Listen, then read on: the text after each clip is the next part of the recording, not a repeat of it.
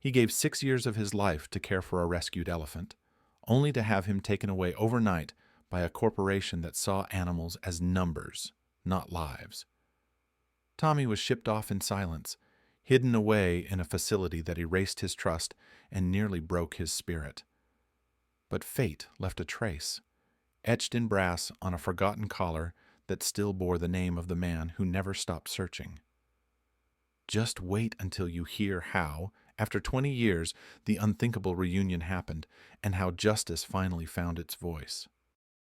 In the early spring of 1997, the North Carolina Zoo welcomed a new junior caretaker, a quiet 24-year-old man named David Harris. He didn't talk much, and when he did, it was with a calm, steady voice. He didn't try to impress the senior staff or dominate the space. Instead, he observed with the kind of patience most people didn't bother to learn.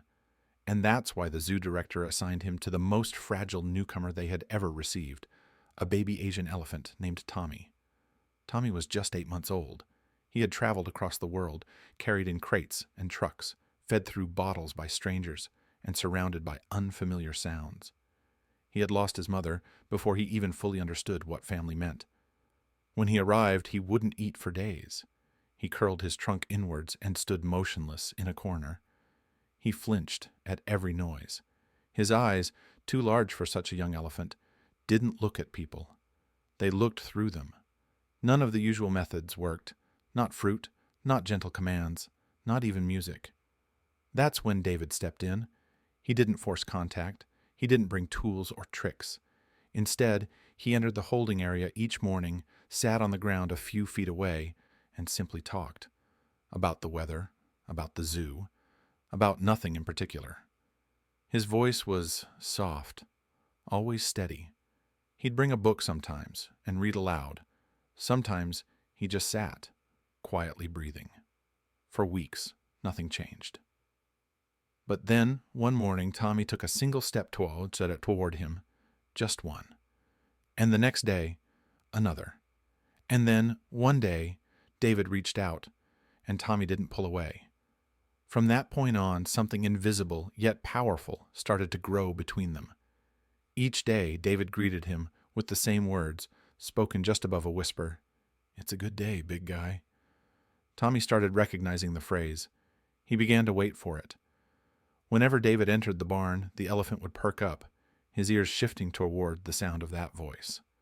Sometimes he let out a low, rolling rumble, a sound that, as the senior handlers would later say, was only ever meant for David. Their connection became legendary around the zoo. Other animals were rotated between keepers, but not Tommy. He refused to cooperate with anyone else. "He doesn't even let the vet touch him," one staff member said, "but he follows David like a dog on a leash." Except there was no leash. There never was. Visitors noticed, too. They would often pause, leaning on the railings, watching a fully grown man gently brushing the ears of a growing elephant while humming an old country tune. No commands, no tricks, just a quiet bond that seemed to exist beyond language. Over the next 6 years, the two became inseparable. David trained Tommy using trust instead of fear. They went on slow morning walks together before the zoo opened. On stormy days, David would stay late, reading aloud to calm him. When Tommy was startled by thunder, David was the only one who could bring him stillness. They weren't just keeper and animal. They were something far deeper. They were family. Would you like me to write the same way for a part 2 next? By 2005, the North Carolina Zoo was facing a silent but powerful shift. New ownership, new policies, new priorities. The facility was sold to a corporate group that saw the zoo not as a sanctuary, but as a business. Financial reports took the place of welfare checklists. Budgets were cut, long-term staff let go, programs reduced. Then came the announcement. Several large animals would be relocated for optimization. On paper, it sounded reasonable. In practice, it meant that animals, including Tommy, would be transferred to private organizations willing to take them in exchange for lower costs. The details were vague, but the names involved raised immediate concerns. David read the report twice. Then again.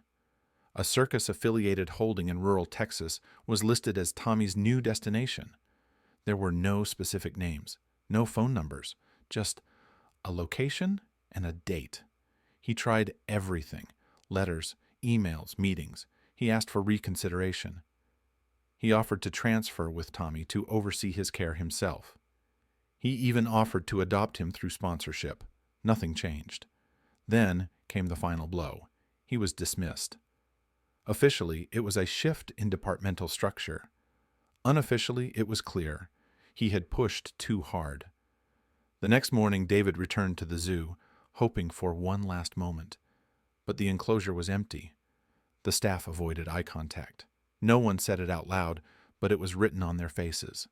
Tommy was gone. The years that followed unfolded in long, quiet stretches. David left North Carolina. He worked briefly at a wildlife reserve in Florida, then a horse sanctuary in Colorado. Always outdoors, always with animals, always searching.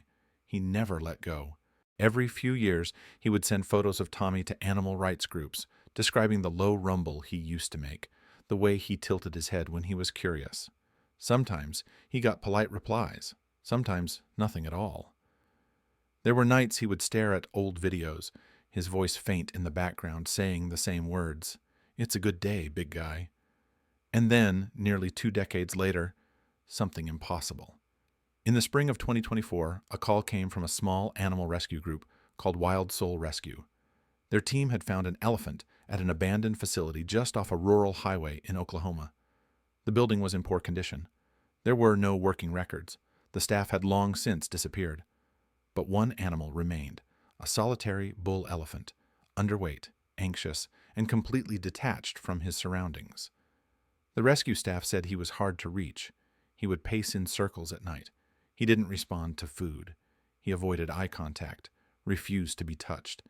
The behaviors were consistent with long-term emotional trauma.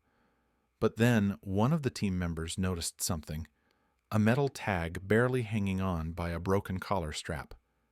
It was rusted and stained, nearly unreadable. But under the layer of dirt and time, 3 words were still visible. Property of D. Harris, NC Zoo. The air in the room shifted. For over 19 years, David Harris had been looking for a sign. And now, at last, the sign was looking back. When the call finally came, David Harris sat frozen at his kitchen table. A rescue worker from Wild Soul Rescue explained they had found a bull elephant at an abandoned roadside site in Oklahoma. He was thin, detached, and refused to interact. But what caught their attention wasn't just his condition, it was a rusted brass tag around his neck. Property of D. Harris, NC Zoo. For a long moment, David said nothing. He wasn't sure if it was real. He wasn't even sure if he believed in hope anymore. But he didn't ask for proof. He simply said, "Where is he?"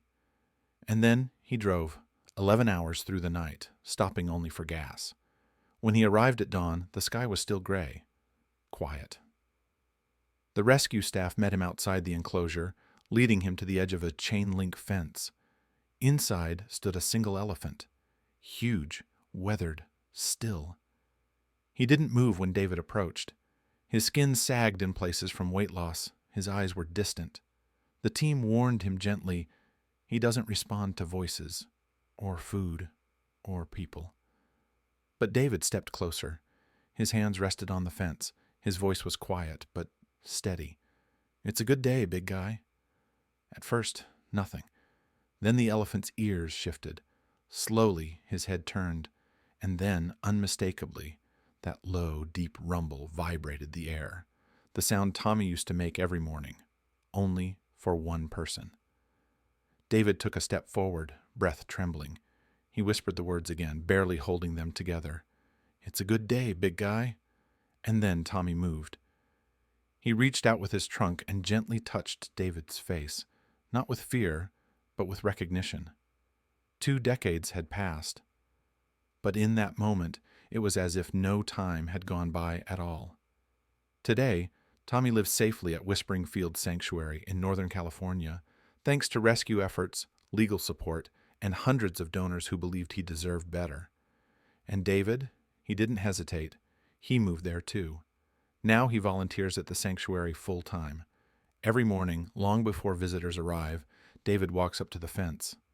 Tommy meets him there, and like clockwork, he speaks the words that started it all. "It's a good day, big guy." And Tommy answers, not with words, but with a sound that says everything. Some connections don't fade, they wait,